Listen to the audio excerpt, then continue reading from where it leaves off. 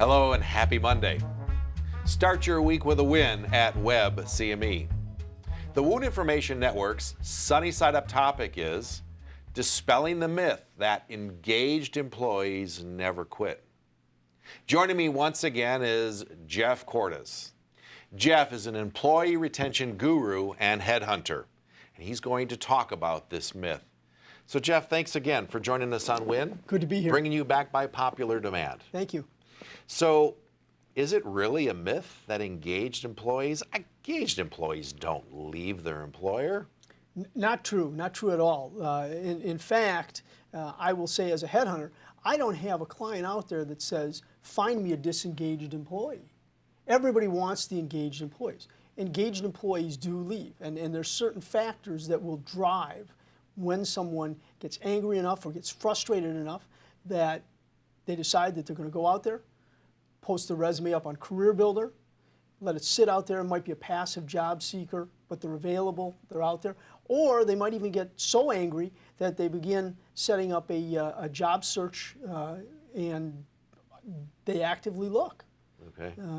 It's a very interesting situation. And these people can be engaged, but what happens is the organization creates what I call a MOHI. Oh, okay. I'm talking a MOHI, not a mojito. Yes. MOHI is M-O-H-I. What that stands for is a moment of high influence. All right. And what happens in a MOHI is something occurs. Usually it's driven by the boss. We've talked about the crappy boss. Right. Something that the boss does creates anger, frustration, and prompts the employee to start looking. Could be, as an example, could be they're sitting in a meeting and they get thrown under the bus. Happens all the time. Right. They're angry, they go home, they post their resume up on Career Builder or Monster or whatever, and once it's up there forever. As a matter of fact, I just recruited a guy who had posted his resume over 2 years ago because he was angry about something, and the situation dissipated, but his resume was out there. We called him, dangled the bait, and were able to steal the guy out of the organization because his resume sat out there for 2 full years. So as an employer, there's a fallacy in thinking that I'm paying my employees well. I think they're happy, but they may not necessarily be so. And despite them being engaged from all external appearances, they may not be, and that's when you as a headhunter can walk in and steal that employee. Is that what you're suggesting? Well, they're engaged, but something happens that, again, trips that trigger that prompts them to start looking or makes them receptive to overtures from headhunters like myself. And so it's not enough to have engaged employees. And certainly, I am not against employee engagement. I believe in employee engagement strongly because you need that in order to drive productivity and quality and move the organization forward. But what you have to be careful of is the MOHIs, because it takes, all you need is a few MOHIs. Okay.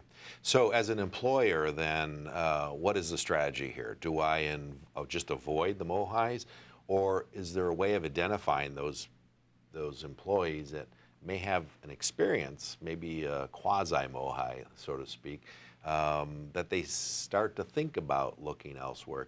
Is there a way of identifying those employees to avoid losing good employees? I think the way to do that is you have to have a crappy boss who is attuned to what's going on and who is listening and is sensitive to the nuances of communication. We'll sense that someone becomes more silent. We'll sense that someone is more withdrawn, and then has the ability and the desire to go to that person and say, Jeff, you're kind of quiet. And then oftentimes things will just gush forward. Right. And you'll hear what it is, and then the crappy supervisor can have the opportunity to address it, eliminate the anger, and keep that employee from getting out there into the marketplace. So this ties back to our prior talks about being a crappy boss, a crappy supervisor, a caring, respectful one that shows appreciation and praise, preventing employees from leaving.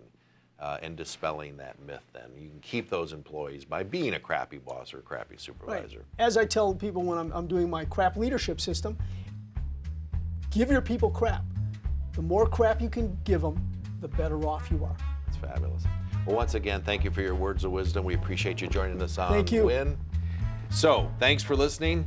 If you would like more information on employee management and retention, go visit Jeff Cordes, jeffcordes.com.